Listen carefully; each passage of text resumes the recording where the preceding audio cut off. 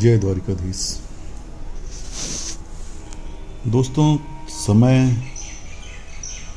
कब और कैसे चलता है ये पता नहीं चलता। समझ नहीं आता कि समय के साथ चलें या समय से आगे चलें या समय के पीछे। हम अपनी प्रायोरिटी अपने हिसाब से तय करते हैं, लेकिन जीते तो वही हैं जो कुदरत तय करता है। जब मेरी शादी हुई तब मेरे बहुत सारे सपने थे। मैं सोचा करती थी हर सपने को दिल खोल कर पूरा करूंगी। शादी भी अच्छी घर में हुई, पति भी कमाऊ मिला। शहर के मुख्य बाजार में उनकी दुकान थी, अच्छी कमाई भी हो जाती थी। मेरा बचपन अनुशासन और बंदिशों में गुजरा था। पहले पिता की पाबंदियां, फिर भाइयों की बंदिशें। कुल मिलाकर अनुशासन अनुशासन और अनुशासन। खुलकर जीने का कभी मौका ही नहीं मिला। 12वीं पास करते ही पढ़ाई छुड़वा दी गई। घर की चार दीवारी में रहकर पता नहीं दिन कब गुजर गया, पता ही नहीं चला। सोचा था पति के घर जाकर ससुराल में कुछ रियायतें मिलेंगी, घूमेंगे फिरेंगे, नई दुनिया देखेंगे, थोड़ा सा खुलकर जिएंगे। मैंने आकाश से कहा, सुनो जी, 10 दिन का हनीमून टूर बनाओ ताकि थोड़ा सा खुलकर जिएं, खुली हवा में सांस लेकर जिंदगी की नई शुरुआत करें। आकाश ने कहा, अभी इतना पैसा कहाँ, हनीमून जैसे फिजूल के टूर पर खर्च किया जाए। अभी परिवार की जिम्मेदारी है, एक बहन और भाई की शादी भी करनी है, उनकी पढ़ाई पर भी खर्चा लगा रहता है। इतने दिनों के लिए मैं दुकान बंद करके अगर गया तो ग्राहक दूसरे की दुकान में चले जाएंगे और फिर उन्हें वापस लाना बहुत मुश्किल होता है। मैंने उदास होकर कहा, फिर मेरे सपनों का क्या? आकाश बोले, थोड़ा सा धीरज रखो, मैं तुम्हारे हर सपनों को पूरा करूंगा, तुम्हारे हर सपने के साथ जीऊंगा। पहले बहन भाई को सेटल कर लेने दो, उनकी शादियां कर दूं, फिर तो हमारे पास वक्त ही वक्त होगा, फुर्सत से घूमेंगे। फुर्सत की आस में इच्छाओं को टालना शायद हम जैसे औरतों की नियति हो जाती है। पति दुकान में बिजी हो गए और मैं गृहस्थी की गाड़ी खींचने में। वक्त मानो हवा की रफ्तार से गुजरने लगा। चाहे दिन सुख के गुजरे या दुख के, कम वक्त रुकता ही नहीं, ये चलता ही रहता है।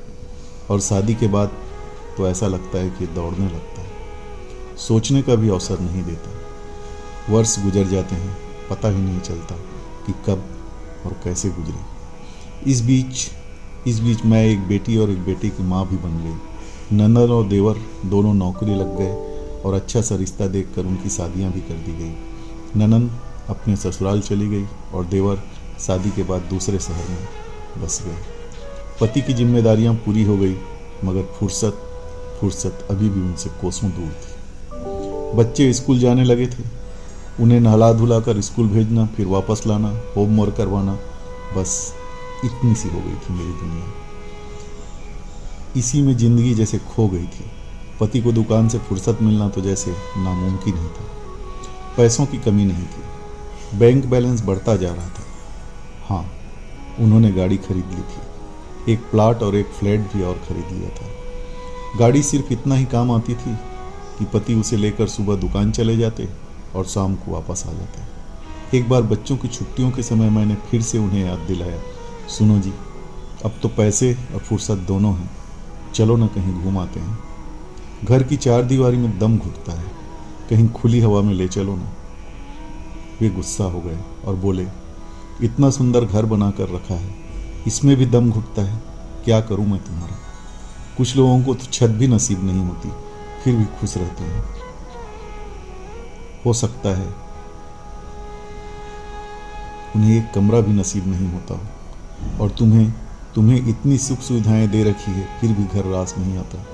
उस दिन के बाद फिर मैंने कभी भी बाहर जाने की जिद नहीं की। धीरे धीरे बच्चे बड़े होने लगे, इधर मेरा शरीर भी भारी होता गया। अब तो घर से बाहर निकलने का दिल ही नहीं करता था। थोड़ा सा चलते ही मैं हाँफने लगती थी, घर का काम भी नहीं हो पाता था। इस कारण एक नौकरानी रख ली और उसी के भरोसे अब काम चलने लगा था। तरह तरह की बीमारियां लग गई थी, दवाइयों के भरोसे दिन कटने लगे थे। अब जिंदगी कट रही थी, बस जी नहीं जा रही थी। पैसा रुतबा सब कुछ था, मगर नहीं था तो 2 पल का सुकून। इसी तरह जिंदगी को घसीटते हुए बच्चों की शादी कर दी। फिर एक दिन अचानक उनको दिल का दौरा पड़ गया। पैसे को पानी की तरह बहाया गया, तब कहीं जाकर जान बच पाई। दिल के दौरे के बाद वो महीनों तक बेड पर रहे। दुकान बेटा संभालने लगा था। मृत्यु के करीब आकर अब उन्हें समझ आया कि जिंदगी तो एक पानी का बुलबुला है, कब फूट कर धोखा दे दे इसकी कोई खबर नहीं। अब वे ठीक हो गए थे। मेरे पास आए और बोले, सुनो, चलो कहीं घूम आए और कहीं सुकून भरी जगह तलाशते हैं। साथ मिलकर बोलेंगे, हंसी ठिठोली करेंगे, मुस्कराएंगे। जाओ तैयारी करो, आज से थोड़ा सा जीने की कोशिश करते हैं। पैसा कमाने के मोह में मैं तो जीना ही भूल गया था। चलो, देर से ही सही, अब मैं लौट रहा हूँ। मृत्यु के करीब आकर लौटने के बाद मुझे पता चला कि पैसा कमाना जिंदगी में सब कुछ नहीं है।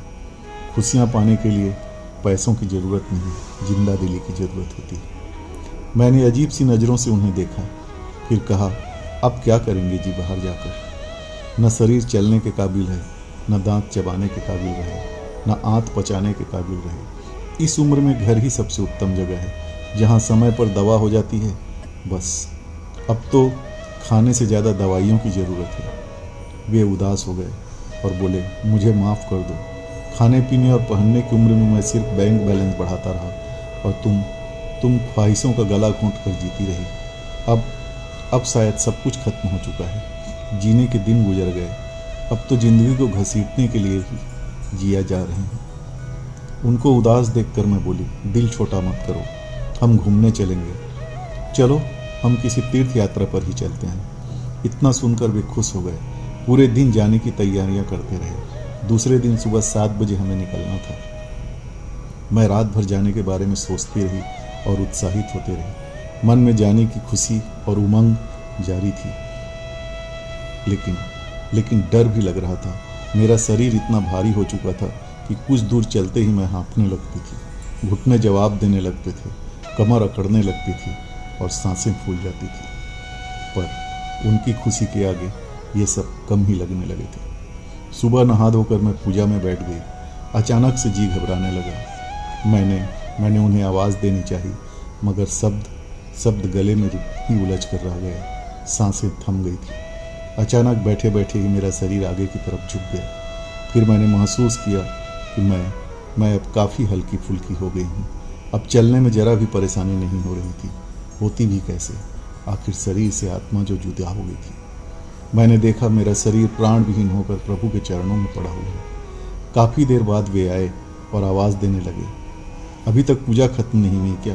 अरे चलो भाई, देर हो रही है। बाहर ड्राइवर गाड़ी में हमारा इंतज़ार कर रहा है। मेरी तरफ से कोई प्रतिक्रिया न पाकर वे मेरे पास बैठ गए। फिर मेरा कंधा पकड़कर हिलाने लगे। मैं उठती भी तो कैसे। उन्होंने मेरी नब्ज देखी, फिर झटके से मेरा हाथ छोड़ दिया। फिर घबराते हुए कांपते हाथों से उन्होंने मुझे बैठाने की कोशिश की, मगर मेरा निष्प्राण शरीर उनके गोद में ही लुढ़क गया। वे मेरे माथे पर हाथ फेरते हुए कहने लगे, ये गलत है धरा, ऐसी गहरी नींद में मत जाओ। अभी तो मेरे साथ थोड़ा जीना है। मुझे इस तरह अकेले छोड़कर मत जाओ। देखो तुमने फुर्सत निकालने के लिए कहा था, मैंने ज़िंदगी से ही फुर्सत निकाल लिया। प्लीज़ उठ जाओ, अब तो मेरे पास फुर्सत ही फुर्सत है। उठो यार, मुझे घबराहट हो रही है। पति की तेज आवाज़ सुनकर बच्चे आ गए थे। बेटे ने डरते डरते मेरी नब्ज देखी, फिर रुलाई रोकते हुए बोला, पापा मम्मी हम सबको छोड़कर हमेशा के लिए चली गई। पति शून्य पड़ते हुए से बोले, छोड़कर चली गई बिना बताए? वो तो कभी दरवाजे से बाहर नहीं जाती, तो भला यूं जिंदगी से कैसे? फिर उन्होंने दोनों हाथों से अपने सीने को थाम लिया और झटके से उनका चेहरा एक तरफ लुढ़क गया। ज्यों ही पति की आत्मा शरीर से जुदा हुई, हम दोनों एकाकार हो गए। वे मुस्कुराते हुए बोले, तू क्या समझती थी मैं तुझे अकेले ही चले जाने दूंगा? मैं बोली, उधर देखो बच्चे रो रहे हैं। वे बोले, आओ अब यहाँ से चलें। अब संसार के दुख सुख हमारा नाता खत्म हो गया है। माया को इकट्ठी करने के चक्कर में ही मैंने पूरी ज़िंदगी लगा दी, ये जानते हुए भी कि माया किसी की नहीं है और हम अब एक हो चुके थे और चल पड़े थे अपनी राह में उस तीर्थ यात्रा के लिए जिसके लिए हमने आज का दिन तय किया था। दोस्तों, इस कहानी का सार यही है कि समय को समय के साथ जिया जाए तो ही बेहतर है। हम लंबी प्लानिंग करते रहते हैं और वक्त मुट्ठी में बंद रेत की तरह हमारे हाथों से निकल जाता है। तो बस समय को पहचानें और एंजॉय करें। जय द्वारिकाधीश।